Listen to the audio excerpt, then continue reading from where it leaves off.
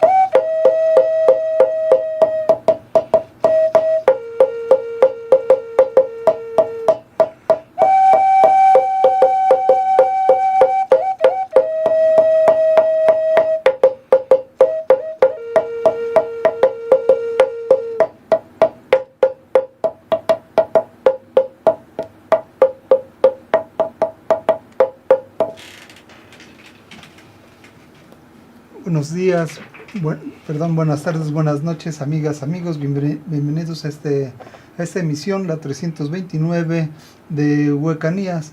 Como ustedes están viendo, está con nosotros Massad Coyotzin Nahui Mictlán.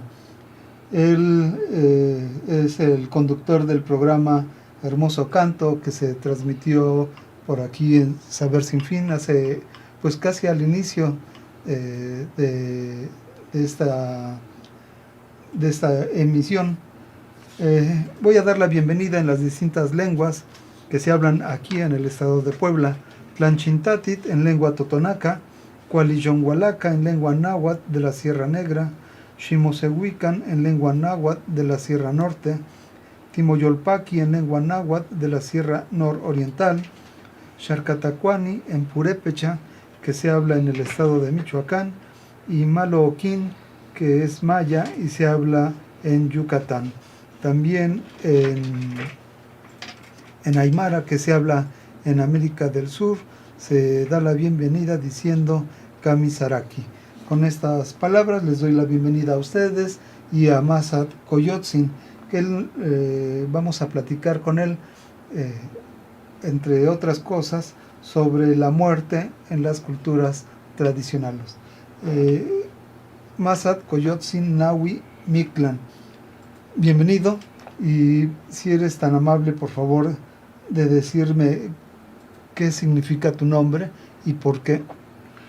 Cualiyowali, Tlazocamatichililia, Ogniuca, Nizempaqui, Noyoloxin, Consentigual.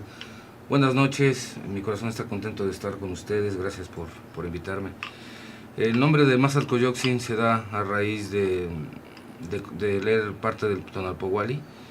De ahí, a través de la cuenta del nacimiento nos da el número exacto y el tótem que nos cuida. En este caso a mí me salió un venado, y el de Coyotzin, por ser el más pequeño de la tribu, en el Calpulli al que pertenezco, así fue como como el fundador del Calpulli es mi hermano, el más grande, y yo soy el más pequeño de la familia. De ahí surgió, por ser el más pequeño del Calpulli, hace 27 años, de ahí fue donde surgió el nombre de Coyotzin. Nahui Mictlán surge a raíz de los 4 rumbos, de hacer ese honor, ese respeto a los 4 Tezcatlipocas, los 4 rumbos de los diferentes del universo, de los diferentes rumbos del universo, pero el Mictlán siempre con el respeto y la vocación que representa nuestra gran cultura, ¿no? Como lo citaste, Jorge. La muerte al filo de Obsidiana, como lo dijo el mismísimo Eduardo Matos en su libro, nos habla de ese presagio histórico de lo que es para las culturas antiguas la misma. Tú naces en una cultura española, ¿sí? Somos la mayoría mestizos. ¿Por qué formar un Calpulli? ¿Por qué retomar estas tradiciones. Sí, sí, eso es muy cierto. Desgraciadamente no tengo una raíz directa como quisiera. Sí, somos parte de una mezcla, de un desorden público al ser mezclado por un parte la genética venida de España y con algo de la raíz de México. Parte de esto viene en la genética de la sangre, lo recuerdo bien desde pequeño porque por parte de la abuela paterna eran de Oaxaca los abuelos. Incluso la abuela tenía esos usos y costumbres, tenía el pelo largo, usaba faldas largas, los rebozos, huipiles, incluso parte de la poca cocina que me llegó a tocar porque era muy pequeño cuando todavía la abuela vivía, me tocó probar algunos platillos muy representativos de la zona de Oaxaca, que después cuando nos tocó ir a Oaxaca, pues ese sazón se identificó de las mismas regiones. Por parte de mi mamá, la abuela venía con la descendencia de la sierra de aquí, de la zona de Teciutlán, y ya con el tiempo, gracias a mi hermano, el mayor, que fue el que se introdujo a todo este camino de la danza azteca, que es el origen del mismo, de cómo es que nos adentramos a este camino de nuestra cultura, de nuestra identidad. Y fue curiosamente en unas fiestas de muertos hace muchos años, incluso con un mismo jefe que ya pasó a los lugares de reposo, a los mismísimos Bitlampas, y fue donde de alguna manera se hizo esa conexión con ese. Yo lo puedo describir como que sentí que me hirvió la sangre, pero para bien, en ese sentido de sentir como la genética de lo prehispánico, como se conoce o como se llama, más bien, pasaba por mi sangre y sentí una gran identificación hacia nuestra cultura, ¿no? en un principio. Y esta introducción que tiene tu hermano a la danza azteca, ¿cómo la hace y de quién la aprende él? Él aprende por quien sigue siendo todavía, que está en otro rumbo, el jefe Siux, que fue quien trajo parte de ese conocimiento de la Ciudad de México, y ellos se conocen, empiezan a compartir, el jefe Siux le muestra el camino, y es cuando mi hermano empieza a trazarlo, va a lugares como Teotihuacán y empieza a conocer más gente, más jefes, más guías, más hermanos mayores que están y estuvieron también en ese tiempo fuertemente, obvio, pues todos más jóvenes, ¿no? Fue también un tiempo en que la danza azteca tuvo más poder, más identidad. ¿En qué sentido? Porque muchos de los grandes jefes que iniciaron este camino, que tuvieron el legado, la herencia familiar, por medio de los capitanes que han heredado a sus hijos y a sus familiares, ellos, pues nos tocó de alguna manera, a unos más, a otros menos, pues ser parte de esa enseñanza que los guías mayores, los que ahora en paz descansen muchos jefes, pues legaron este conocimiento de una manera muy auténtica y muy hermosa, ¿no? Que fue lo que hizo que se impregnara y que pues a través del tiempo pues han surgido muchas cuestiones, muchas experiencias, ¿no? Pero muy hermoso el encuentro con nuestra raíz. Yo he leído algunos libros, ya no me acuerdo el autor, que habla precisamente de que se van encontrando distintos maestros para las distintas culturas. En tu caso es la azteca, yo creo que me parece que el libro que leía yo era la tolteca o la olmeca, algo así. Para ti, ¿quién fue tu maestro? Bueno, en este caso hay muchas corrientes por las cuales nos fuimos citando, pero propiamente la enseñanza mayor llegó a través de la palabra, de los hermanos mayores que en ese momento estaban y siguen estando de alguna manera en su legado. En este caso propiamente, pues al igual el maestro Siux fue el maestro de muchos, ¿no? Porque de alguna manera nos tocó compartir, a mí me tocó compartir de una manera, pues igual menos, pues era yo más chavo, mi hermano convivió con él un poco más, pero aún así fue él el que nos enseñó, el que nos transmitió este conocimiento pues, tan hermoso que es el conocimiento antiguo anahuaca, porque no solamente es la danza, también es la filosofía, también es la música, la medicina, los usos y costumbres, matemáticas, ciencias. O sea, la cultura antigua sabemos muy bien que tiene mucho de dónde agarrarse, y está hasta la altura de Medio Oriente y de muchas culturas poderosas. Bueno, se dice que si los españoles no hubieran llegado, obviamente sabemos que no existe el hubiera, ¿verdad? Pero que si no se hubieran encontrado, que todas las culturas originales hubieran tenido un desarrollo pues similar a las europeas, ¿verdad? De todo lo que tú has aprendido de tu maestro Siux y a través de tu vida y de todas las ramas del conocimiento, ¿cuál es la que a ti más te atrae? Pues definitivamente las culturas de aquí de México, y más allá de tener un patriotismo o ponerse la playera de mexicanista, mexicanero o mexicanidad, que se respeta, ¿no? Porque es conglomerar muchas cosas, ¿no? O sea, sí es muy necesario identificarse con nuestra raíz y nuestra cultura porque es de donde provenimos, ¿no? Pero también sin caer en esa xenofobia a veces, ¿no? De que muchos han tomado la bandera del indigenismo, pero como para sentirse de alguna manera hasta incluso un poco más que la misma gente de nuestra tierra, ¿no? Se le da un gran... O sea, yo sé que sí hay un gran derecho a todo este esfuerzo que se hace, porque hoy día, a manera de rompecabezas, también esta cultura la hemos ido armando, porque tanto lo que se nos ha podido transmitir en los calpulis de la Ciudad de México, de diferentes lugares, de alguna manera también el conocimiento con el tiempo se ha ido, no transquiversando, pero sí olvidando de algún modo. También a veces sí hay mucha culpa en nosotros que no nos sometemos de algún modo, no tanto sometimiento, pero sino que nos vemos comprometidos con el corazón de saber que esta cultura, a pasos agigantados como vamos, se va perdiendo, y de alguna manera, por un lado se pierde la identidad en el pueblo, pero por otros lados también se retoma para otras culturas, ¿no? Otras culturas como que lo ven y les llama la atención, pero no podemos permitir que esto se comercialice, ¿no? O sea, se tiene que dignificar, compartir, pero siempre con el respeto y la identidad que ha llevado y llevará. Claro. ¿Puedo preguntarte sobre Sí, tu atuendo? claro que sí. Cuando antes de entrar, Massat, ¿qué prefieres, Massat o Coyotzin? Es igual, es igual. ¿Es igual? Sí. Bueno, Massat empezó a vestirse, a ponerse su indumentaria. Como vemos, tienes que sería un tocado de coyote. Sí. ¿Nos los explicas, por favor? Sí, esta es una salida de coyote. La conseguí con todo y el cráneo, viene completa. Trae sus patas, el cráneo trae todavía su piedra de coyote. El coyotito pues lo pude conseguir conservado. Este es un arreglo de Shakira de los hermanos Hopis, que se lo adaptamos. Las plumas están inspiradas en los sombreros que usan los hermanos Maracames Huicholes. Con todo el respeto de la representación que tiene el ave, el desierto, el jícuri, la medicina, y todo ese legado que ellos tienen de una manera muy directa, ¿no? Porque ellos todavía son de las pocas culturas que tienen un legado más directo. Sus usos y costumbres están más presentes. Ellos de alguna manera también están más comprometidos, aunque también de repente ha llegado también la globalización a sus comunidades, ¿no?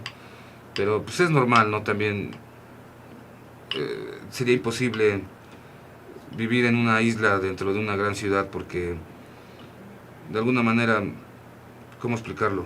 O sea, siento que sí debemos de reivindicar y defender nuestra hegemonía como cultura, pero no podemos aislarnos definitivamente, porque también nos perderíamos del mapa de la evolución, ¿no? Para bien o para mal. Bien. ¿Y los colores que utilizas en el rostro? Sí, por ejemplo, el rojo, hay una frase que dice que nosotros los chichimecas, los que nos pintamos el rostro de rojo, nos iremos un día a la casa del sol con el Señor de la Muerte. El rojo y el azul son parte de los colores de los Tezcatlipocas, son 4. Tezcatlipoca azul, el amarillo, el blanco, el rojo, y también hay un negro, ¿no? El Tezcatlipoca negro, de alguna manera vendrían siendo 5.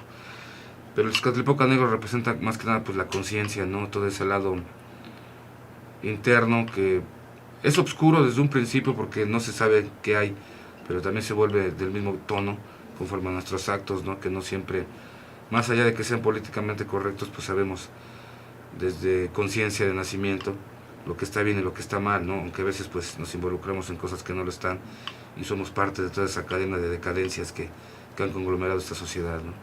Bien.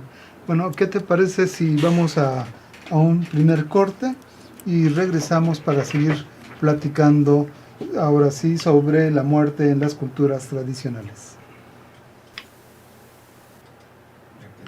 Bien.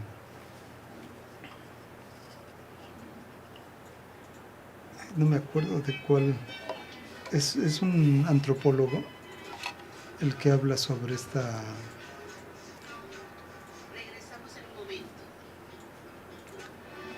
Déjame recordar. O sea, él anda buscando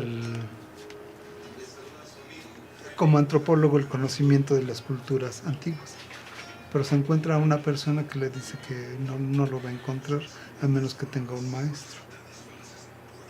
¿No es Castaneda? No. Sí. Castaneda. Y entonces hace todo un itinerario hasta encontrarse a sí mismo, ¿no? Que es parte de la espiritualidad. Y o sea, yo lo leí hace como 10 años a lo mejor. Soy historiador. Entonces, por un lado, mi parte crítica me decía, está así como muy jalado, ¿no? No,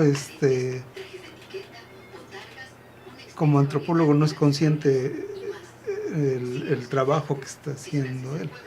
Pero por otro lado, mi parte espiritual, si tú quieres, he leído otro tipo de cosas. Yo decía, bueno, él se está jugando todo por buscarse, por encontrarse esa parte del espíritu que finalmente todos tenemos, ¿no? Y se está jugando igual su prestigio como antropólogo o como científico. Y pero creo que me quedé, no, eran varios tomos y creo que nada más leí uno. Sí, son varios. Porque me lo prestaron. Y ya no me pudieron prestar los demás, entonces ya no supe. Pero me impresionaba, por ejemplo, esa parte que decía, ve a tal lugar, en un jardín era, y va a aparecer Juan. Y decía, y yo cómo voy a saber quién es Juan, ¿no? Ajá. Y se iba y se aparecía Juan. ¿Cómo? Pues no sé, ni él se lo explicaba, o ya no me acuerdo, pero me parecía así muy, muy interesante esa parte de la búsqueda que todos en algún momento deberíamos de iniciar, ¿no? A lo mejor a través de las... Nos regresamos. ¿Con música? Sí. Ok.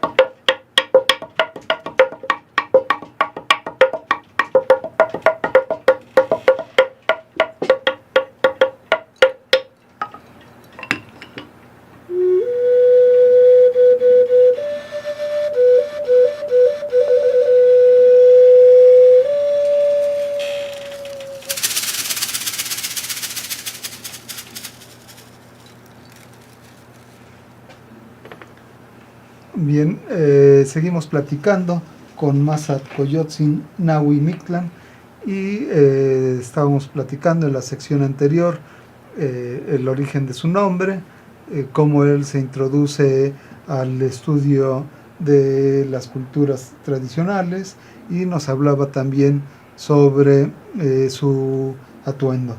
Ahora yo quisiera, me decías que se introdujeron un poco a través de la danza y de la música. ¿Me puedes explicar esta parte de la danza?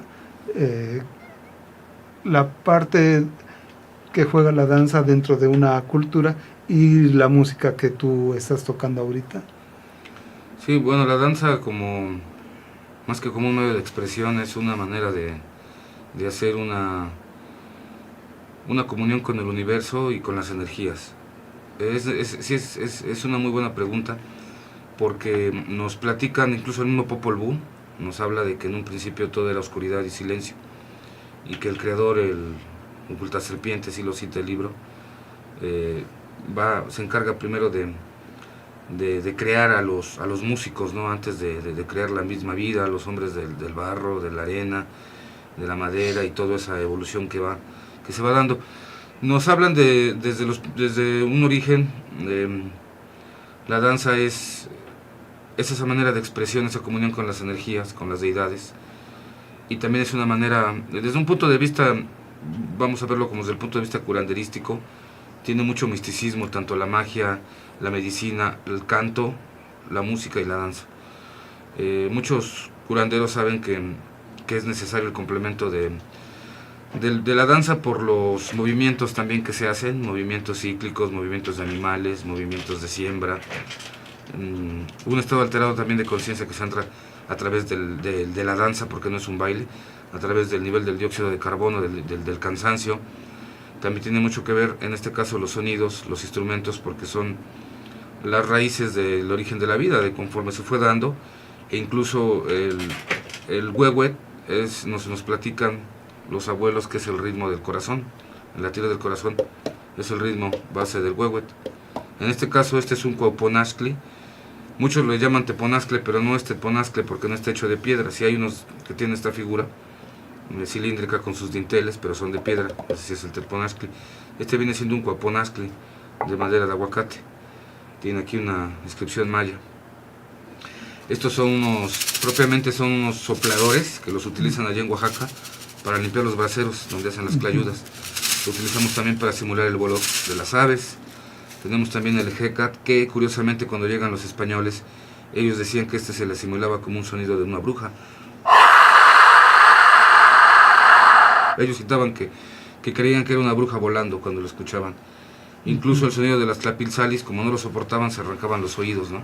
Del miedo,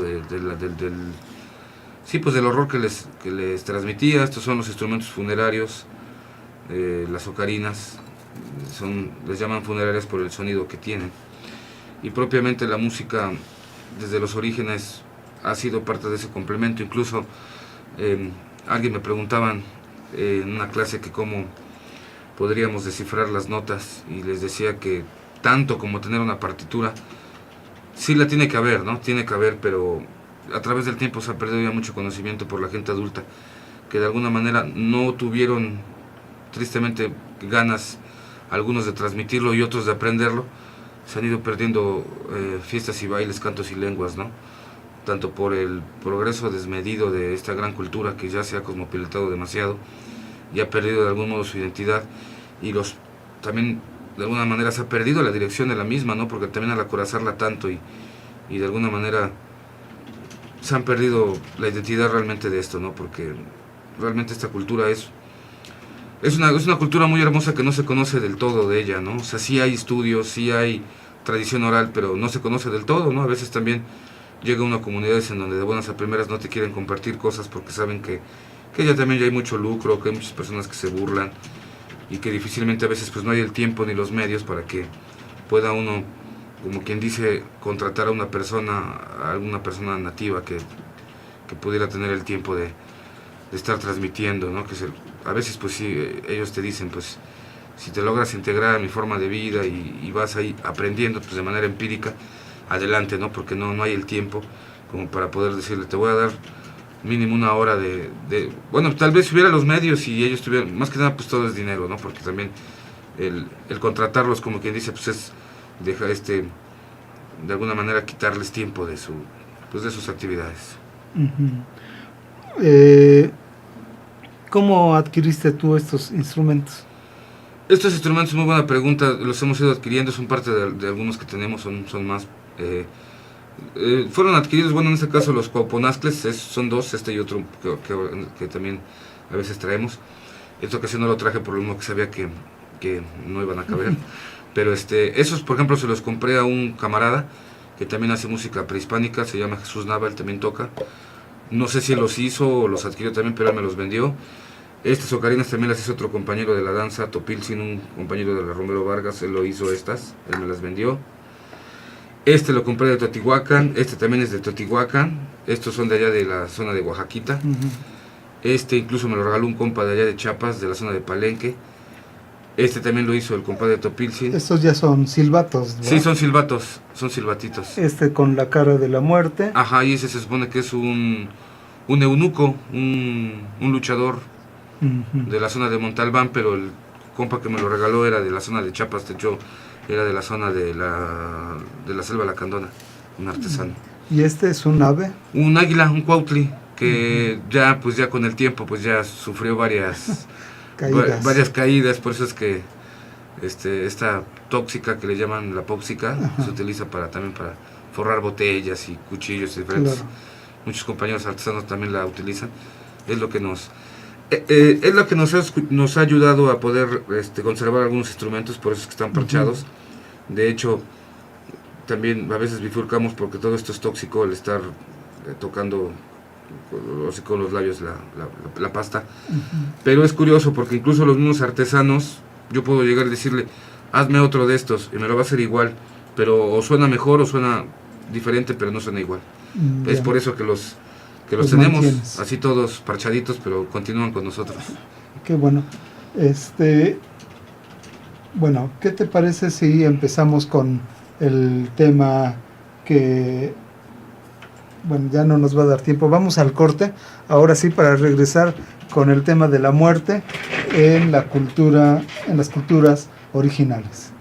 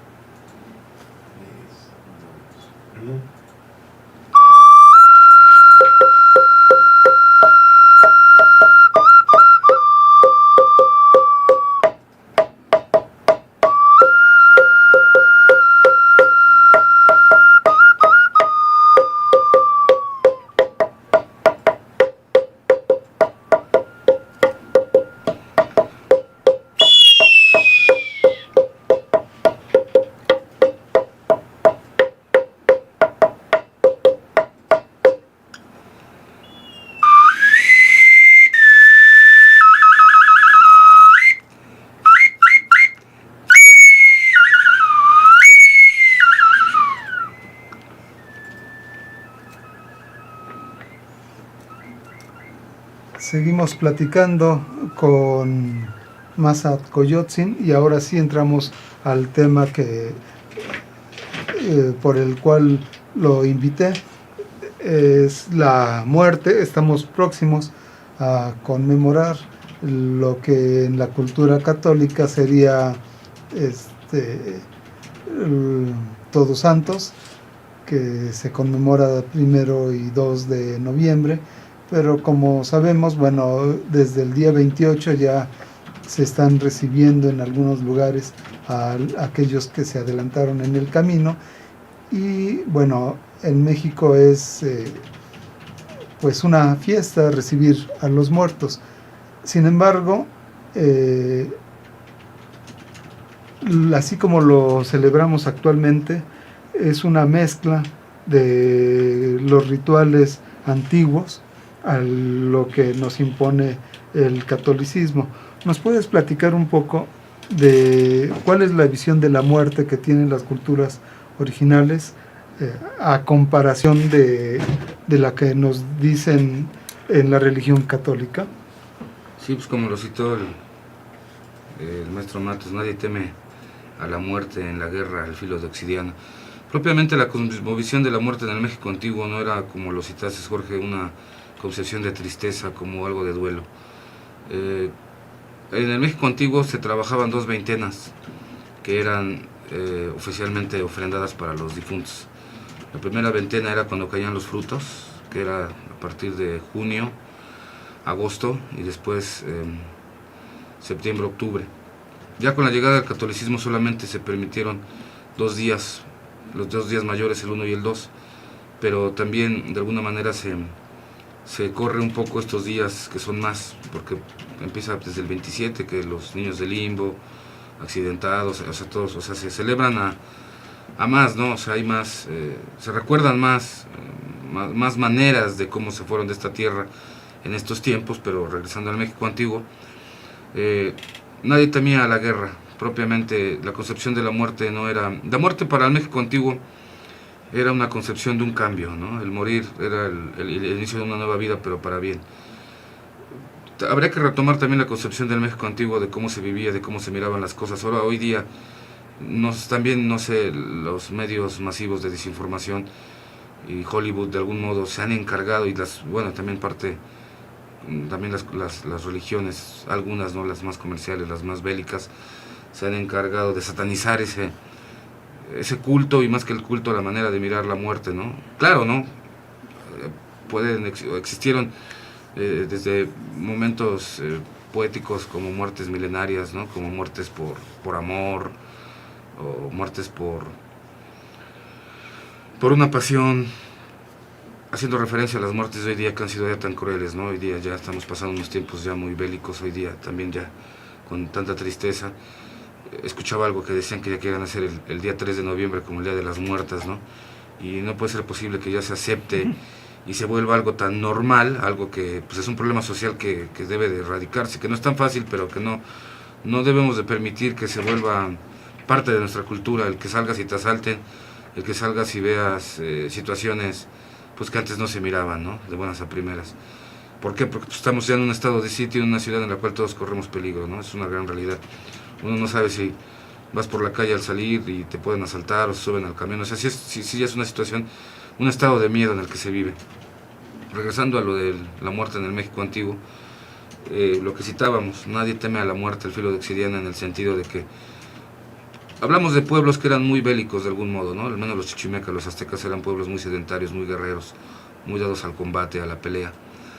Pero la muerte siempre fue vista como el origen y la transmutación de algo, ¿no? O sea, porque también recordemos que la gráfica, los códices o amostlis no tenían una escritura, más bien eran una expresión a través de dibujos, por llamarlo así, ¿no? A través de imágenes.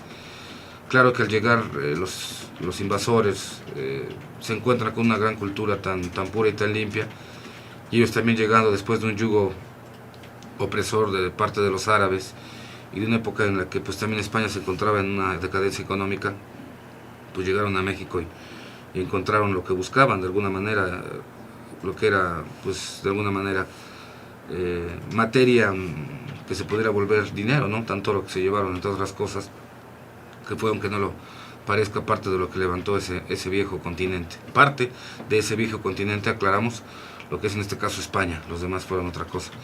Pero lo que yo voy es que sí, ellos al llegar y al horrorizarse, según ellos, de todo lo que vieron aquí, de ver tantas calacas y serpientes. Ellos decían que todo esto era una situación del demonio, pero pues qué podemos esperar de una cultura que con tanta misoginia y con su Dios que lo traían de alguna manera crucificado, y en el nombre de él asesinaron, violaron, depredaron e hicieron un gran destrozo de esta gran cultura. Ellos pues quienes, o sea, su inquisición solamente pues, en el nombre llevaron la penitencia, pues de manera obligada, inquisitiva, pues se encargaron de calificar y de castigar a cuanta persona ellos quisieron, a todos aquellos que ellos pensaban que no estaban a favor de sus creencias y que estaban en contra de la iglesia y que pues andaban en el lado oscuro, ¿no? Por decirlo así. La muerte nos hablan los abuelos de 9 Mictlán, 9 inframundos y 13 cielos, ¿no? Por donde el alma, al dejar este plano terrenal, tiene que hacer esos caminos, ¿no? Nos hablan de este lugar donde se pasa un río, un gran río, donde el perro, el Xolotl, por eso se llama el Acholot o el perro de agua, es el que se encarga de pasarnos ese primer Mictlán, ese primer río, y por eso también las abuelitas en esa idiosincrasia nos decían que si uno fue malo con alguna mascota en casa, le pegó, lo pateó, lo maltrató, o incluso algunos que hasta los han matado, los pobres animalitos, pues que lo tengan por seguro que cuando vayan a pasar el río no lo van a poder conseguir porque el perro no les va a ayudar, ¿no? Y se habla también de que el muerto lo enterraban con una pedernal de jade en la boca para que le pagara de alguna manera una especie como de cancerbero, el encargado de pasar la balsa, chofer, por llamarle así, que es al que se le paga por hacer la labor de pasar el primer río. Después se encuentra donde chocan los cerros, donde flechan los corazones, donde los jaguares comen a los hombres, donde el viento corta como la obsidiana, hasta llegar al noveno, que es el Mictlán, el lugar del reposo eterno, que se habla de un gran campo hermoso donde está el Señor y la Señora de la Muerte, donde está el Ometeo, el dador de vida, y se puede estar con ellos en armonía. También se hablaba de lugares donde iban a dar los guerreros que morían en combate, de las mujeres guerreras que morían en el parto. Incluso hay un rumbo, el Cihuatlalpan, que es el segundo rumbo, ¿no? Es el rumbo del poniente. Cuando se hace la apertura en las ceremonias de danza, se le pide permiso al Huistlalpan, al lugar de la luz, donde sale la luz. Después, de alguna manera, al poniente, que es el lugar donde se oculta, y a su vez la casa donde reposan las mujeres guerreras que mueren dando la vida, ¿no? Las mujeres que mueren en el parto, el Cihuatlalpan. Después viene el Mictlalpan, la casa de Tzcatlipoca, la casa del Señor de la Obsidiana. Y ya luego viene el Huistlalpan, el lugar de las espinas, el lugar de Huitzilopochtli, del colibrí suriano. Los 13 cielos, pues de igual manera, nos van hablando de esa iconografía, de esos 13 lugares que están para llegar al lugar del reposo eterno, ¿no?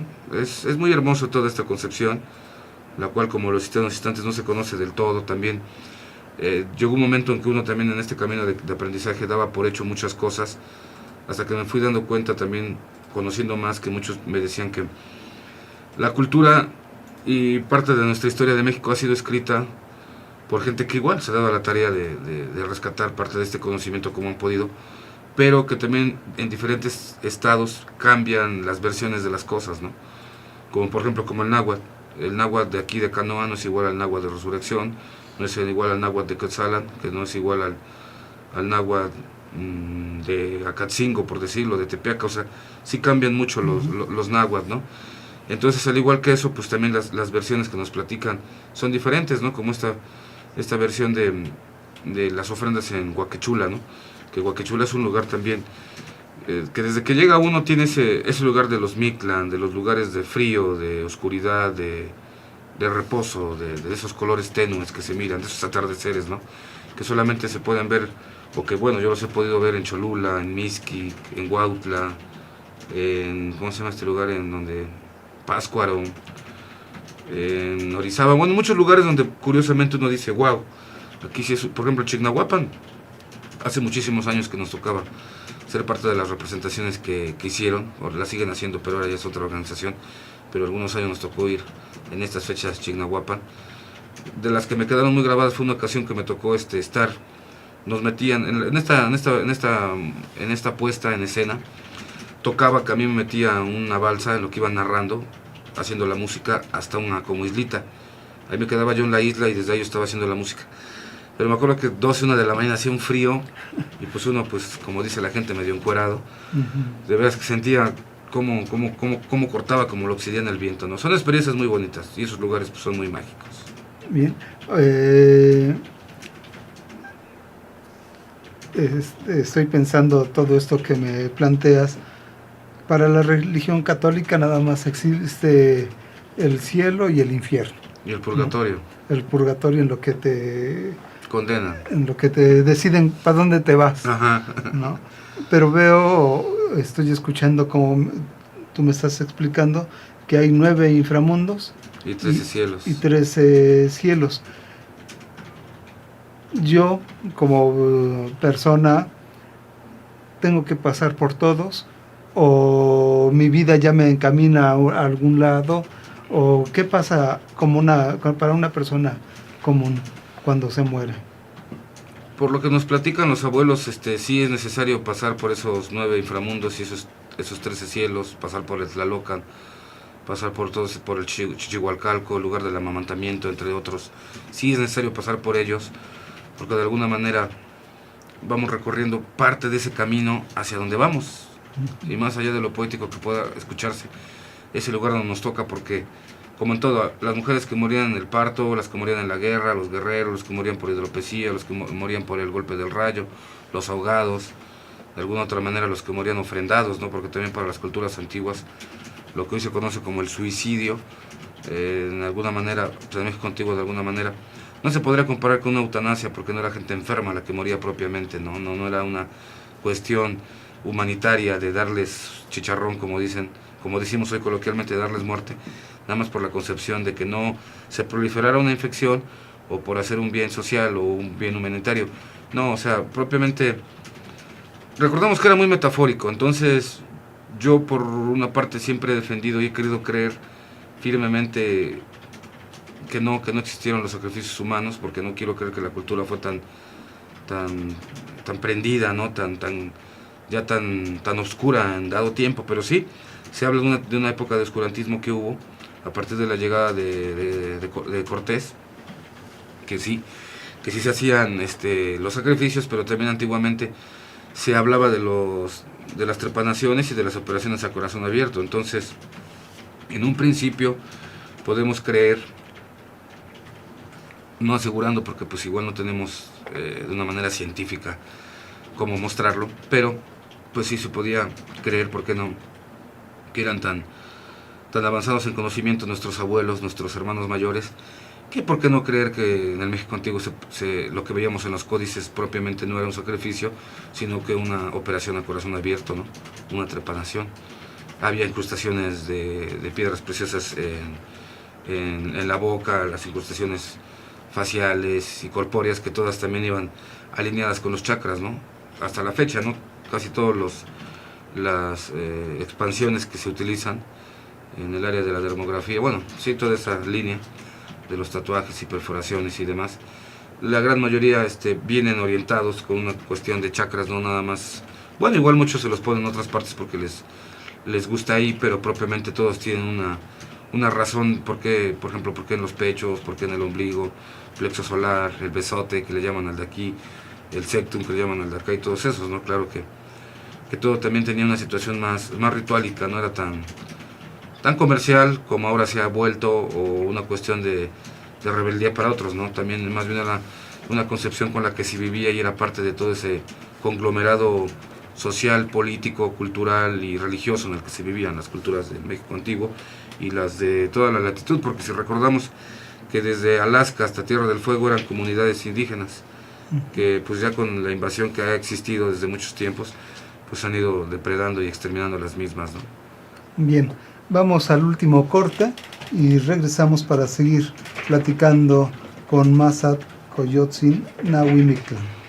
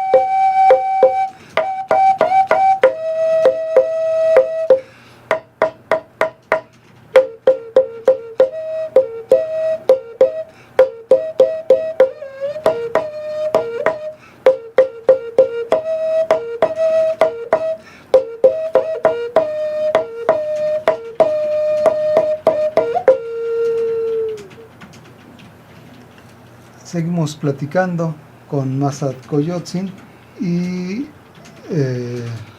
ya para ir concluyendo y cerrando este programa, le preguntaría si alguien quisiera introducirse al estudio de las culturas antiguas, ¿qué tendría que hacer?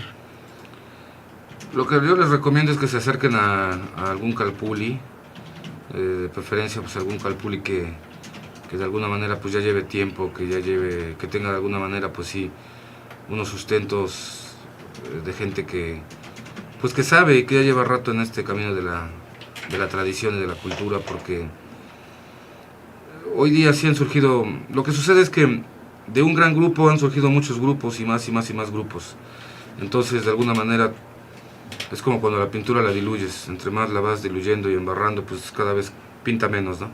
Entonces sí les recomiendo que se acerquen pues de alguna manera a algún calpulli o a gente que de alguna manera ustedes puedan ver que sí está metida de lleno en el concepto de la cultura, que conoce, no precisamente que esté con una concepción tan ortodoxa, tan continua de cada 8 días, porque a veces no se puede estar siempre en todas las grandes danzas que hay en la República y en el DF. Pero pues sí, alguien que al menos pues ya hayan caminado, que conozcan, que les guste, que tengan de alguna manera pues ya carrera y camino en esto, porque sí se necesita mucho interés y mucho corazón para caminar, porque de repente como se ve desde el punto de vista del escenario, pues es bonito, pero todo lo que es realmente el caminar a las danzas, a los lugares, a los rituales, pues no es tan fácil, pero sí es bonito. Pero lo que yo voy es que tiene uno que prepararse realmente con el corazón para sentir la naturaleza, el frío, el hambre, el cansancio, también los placeres, ¿por qué no? Porque no todo es una ofrenda tan dura, tan ortodoxa, tan esclavizante como muchos piensan, pero tampoco es un despilfarre, tampoco es un bacanar, tampoco es una fiesta continua donde no hay respeto ni límites, ¿no? O sea, lo que voy es que la concepción de nuestra cultura y los orígenes de la misma, es necesario introducirse a lo que es el culto, y pues ya después lo pagano que siempre va a haber, ¿no? Ya se sabe siempre bien que siempre que va uno a una comunidad, siempre que hay fiesta, pues lo primero que sacan es la bebida, y pues no por eso tampoco, siempre será opcional, pero lo que voy es que no se pierda la raíz de que es una preservación de una gran cultura que se debe de hacer bien, porque también si no somos unos dignos representantes de la cultura, tal vez en un plano de la gente que de nuestros mismos connacionales o la misma raza que no les interesa, pues igual, no hay problema. Pero luego, tristemente, el extranjero todo esto cuando lo llega a ver mal, así se lo llegan a llevar. Entonces de repente pues sí es feo que digan, no, pues es que sí, llegué a un ritual y pues todo era puro rock and roll y no había orden, y pues entonces para mí la cultura es puro desorden, y no. Por eso se los digo, porque tampoco pues, se vayan con un grupo muy ortodoxamente clavado en el viaje, ¿no? Pero sí, pues algo, o sea, lo que voy es que sientan la sinceridad y la armonía de su espíritu con su cultura, y acérquense pues con el corazón, porque no nada más es aprender la danza y la música, también hay que aprenderle mucho a la cultura, ¿no? También son sus costumbres, medicina, temazcales, pintura, popotillo, ciencia, meditación, alquimia, acupuntura, son muchas cosas, sí, pero sí es necesario pues entrarle con el corazón para que también la persona que te lo pueda transmitir, principalmente en las comunidades, pues sienta ese legado de decir, va, te lo transmito porque en verdad veo que tienes el interés y esto no se debe de perder. Bien. Y si no quiero aprender, pero sí quiero ver, ¿qué lugares hay cerca de Puebla donde pudiéramos asistir y en qué fechas más o menos? Pues normalmente en Choloyán es donde estamos los fines de semana. Ahí hay diferentes calpullis, diferentes grupos que estamos ahí presentándonos de alguna manera. Hay grupos que están de una manera ortodoxa, pues presentando las danzas rituálicas todos los fines de semana, sábado y domingo, ahí en la zona de Parque Soria. De alguna manera pues también muchos compañeros comparten las limpias.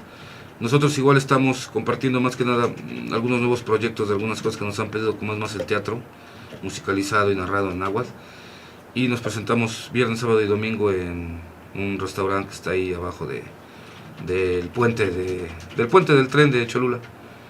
Ahí mero nos presentamos en ese restaurante los viernes a las 9:30, el sábado a las 3:30 y el domingo a las 11:30. No tiene pierde, está ahí luego ahí abajito del puente de Cholula, donde llega el tren. Bien, así que quien esté interesado en observar este tipo de manifestaciones, aquí ya está la invitación. ¿Algún último comentario que quieras hacer, Masa? Pues que no olvidemos a nuestros difuntos, no olvidemos nuestros usos y costumbres, porque esto es algo que nos han dicho mucho, que los muertos dejan de vivir, las personas dejan de vivir, aclaro, por su cuestión muy fuerte de los muertos, por el tema de muertos en vida. Nuestros difuntos, que ya se nos han adelantado, debemos de recordarlos con el corazón y no olvidarlos, porque el momento en que dejamos de recordarlos es en el momento en que ellos mueren.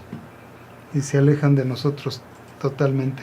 Sí. Pues, Masad, yo te agradezco el que hayas aceptado venir a esta plática. Fue muy enriquecedora, un tema que para mí había estado muy alejado y que me interesaba abordar. Obviamente quedan muchas cosas que platicar. Ojalá podamos seguir repitiendo esta plática con otros aspectos de la misma cultura que tú has estudiado, y te agradezco nuevamente. A todos los amigos que nos están escuchando, les agradezco que me hayan acompañado en este programa y los espero el próximo martes para seguir hablando y escuchando sobre la música y tradiciones de América Latina. Hasta la próxima.